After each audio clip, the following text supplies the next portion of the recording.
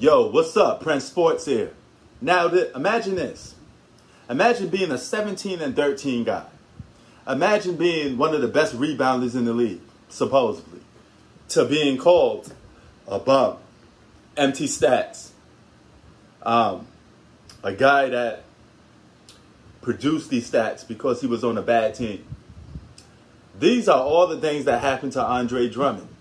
Okay, a guy that had so much hype around him. He's getting bought out. He's going to be the missing piece for the Lakers. He's going to be the third option. He's going to be the man. He's going to be this. Okay, the Lakers are now unbeatable because they got Andre Drummond.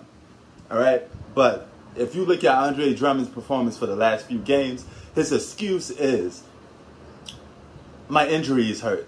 Okay, my toe is giving me problems. You know, my little pinky toe is giving me problems. That's why I can't perform the way that I need to perform. Listen, man, this is another example. This guy is a walking example. I repeat, a walking example of stats don't tell the whole story, empty stats. And just because something looked good on paper does not mean that that player is really that good. Now, these rules apply to every player, okay? Not just Andre Drummond. They apply to LeBron. They apply to Kevin Durant. They apply to a lot of people because you have to always break stats down accordingly. How is this guy getting these stats, okay? What is he doing? You have to watch the games. Just looking at something on paper don't mean nothing. It's like having a job in a resume. You could put anything you want on that resume, but that don't mean you really got the experience. I could sit there and say I graduated from Harvard and blah, blah, blah on a resume. That doesn't mean it's true, you know? Now, of course, they're going to want to have proof of that, but you get what I mean. You could always over-exaggerate something, okay? That's why stats don't mean the whole thing. You know, stats don't tell the whole story. And Andre Drummond's a perfect example of that, okay? He put these stats on a bad basketball team, and somebody has to get good stats on a bad basketball team, all right? The key to being a good player is to put up good stats and have your team actually win, okay? Put them in the playoffs or win a playoff series or two. Then that's the definition and a mark of a true superstar, that you could put up dominant numbers and still win games.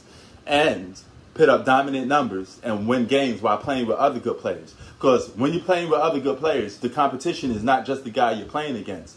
It's the guys that on your team as well. You had to show that you could prove, and you had to show and prove that you could fit in. And check this out. This dude had a game where he had like 2 points in 22 minutes. It doesn't matter. If you're playing with AD and LeBron, I don't care if they get a lot of chunk of the responsibility. You still should be able to be close to that 17 and 13. That's the mark of a true good player. So that's why I keep saying guys like Kevin Love, Chris Bosh, they were still able to put up respectable numbers, all-star numbers, while still playing with two other great players. All right? That's the mark of a good player. That's the mark. If those guys were bums, they would be putting up the same amount of numbers as Andre Drummond is putting up on the Lakers. So, question is, what happened to Andre Drummond? You used to be the man, homie.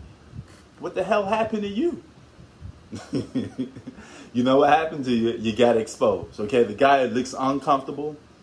His offensive moves are a little torquey. You know, he has small hands. He's just all over the place. He's very jumpy. You know, I think he still could be a decent player on the Lakers, but that whole suggestion of him being a third option, he being the final piece, him being a third star on this Lakers team, a legit third option, is still up for grabs. It is what it is.